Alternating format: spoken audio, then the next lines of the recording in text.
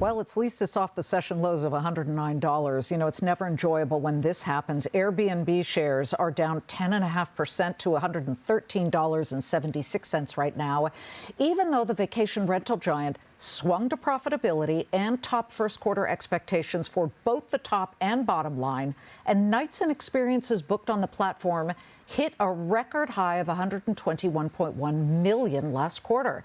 But Airbnb's second quarter guidance, here's the problem. It sent the stock tumbling. The home sharing leader says it is seeing a market slowdown right now, and growth outlook, along with revenues, is expected to stumble upon unfavorable conditions that may lead to fewer bookings.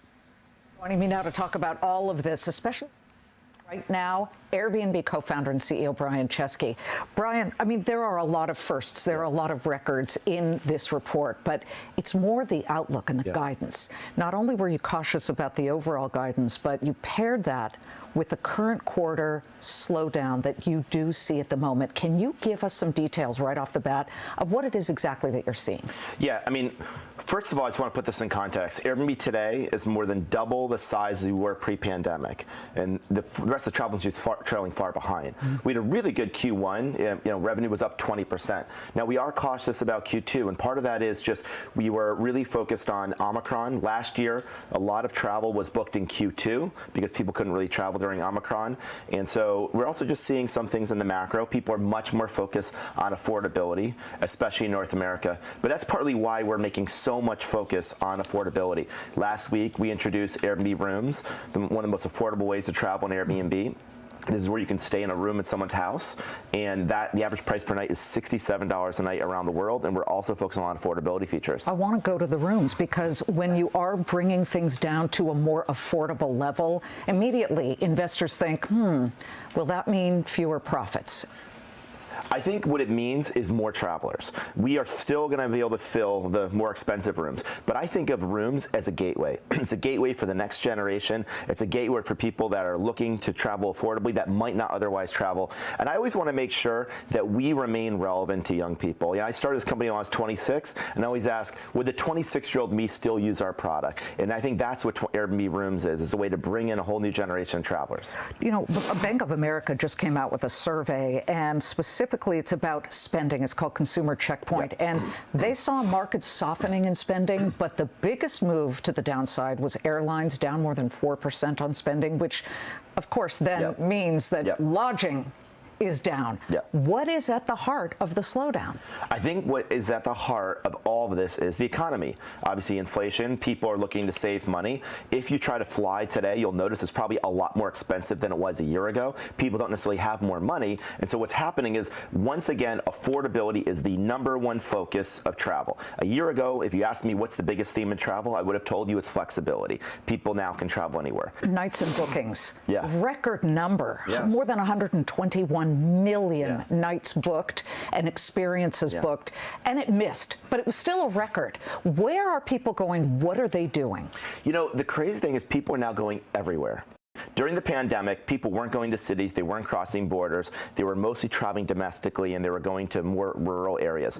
Now they're going everywhere. They're still traveling nearby, they're still going to rural areas, but now they're going to cities, now they're crossing borders, now they're going to Europe, they're going to Asia, so it's a much more globalized world again. It's not as much local. You know, if we enter a recession in the second half, is that the same trend you expect, and are you starting to see enough signs that make you say, there's a problem here, we may have a recession, maybe it's shallow? What do you think? I'm going to try not to comment on what's going to happen with the economy. It's like, for me, predicting the weather. When people need money, I think a lot of people turn to Airbnb to earn extra income. A huge number of people get a booking within 3 days of listing. And last year, we added 900,000 incremental listings to the platform.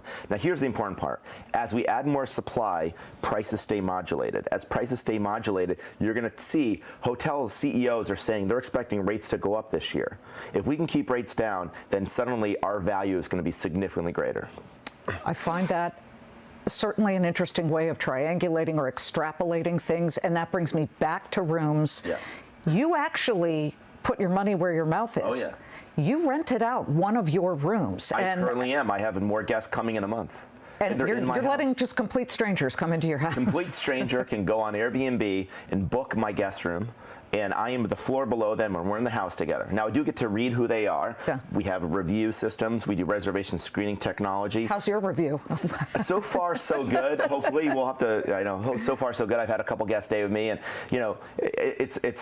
we make Chesky chips, chocolate chip cookies in the morning. They hang out with my dog. As long as you're okay with a golden retriever jumping in bed with you, it's a fun experience. That may be an attraction. Exactly. Another attraction, and this is just unbelievable.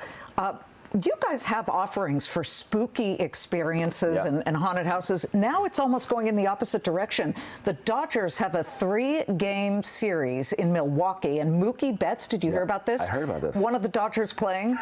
He didn't want to stay in the 130-year-old Milwaukee hotel because it's supposedly haunted, so he has booked an Airbnb. And apparently he stayed with his friends in his Airbnb, and I was told the next morning he hit a home run. I don't know, I'm not saying that's definitely related, but there might be some correlation there. AI, let's talk about artificial intelligence. Everybody's using that as sort of this awesome spark plug word that suddenly is supposed to do wonders for a company. Is it for you? It's for everyone. It's like electricity. It's going to affect every person's life in ways that are probably hard to predict. I know we spent a lot of time talking about like Web3, crypto, the metaverse, but the reason we talk about these huge technological trends is every once in a while, once every generation or so, there is a revolutionary technology that changes everything, and that is artificial intelligence. It will be as profound as the internet, maybe significantly greater. It's going to affect everything, and I think Airbnb is going to be uniquely in a position to benefit from AI. I'll just give you 2 reasons why. Number one, we have a really difficult customer service challenge. We don't have a front desk like a hotel. We have millions of people living together every night between different countries. That's a very difficult problem for us to solve from a customer service. AI can augment customer service agents to be able to help you in seconds, not just minutes or hours. If we get a better service for cheaper costs, we can level the playing field with a hotel. Because the biggest risk of Airbnb is we're one of a kind, which is great. But that means sometimes it's less consistent. So AI can allow us to provide an even more consistent experience, and that could create a tipping point for many people booking. The other thing AI can do is we can build the most personalized experience. You ever go to a travel website and ask you a question, where are you going? When are you going? It asks you the same questions, and most sites don't know anything about you. What if we knew who you were, Liz, and we could ask you, who are you? What do you want? And we could really personalize. What experience or what type of food in a restaurant I should be booking. And that is where it's going to go. Any chance, as we see this slowdown that you're talking about, plus AI possibly replacing some so-called back office jobs, we had the CEO of IBM saying exactly that you will have to institute layoffs? Absolutely not. There's 2 propositions here. We could do eventually with AI the same amount of work with significantly fewer employees than we have today. And if we were only trying to be profitable and not grow, that would be fine. But of course, we have incredibly big growth ambitions. And so the better path for us is to keep everyone we have and then make them more productive and focus on gaining more market share. And that's what we're going to be doing. Brian, it's great to see you. Thank you very much. Please come back. I will definitely be back. Listen, it's an evolving story, just like everything else. I'd love to be here. Thanks very much. Thank you very much.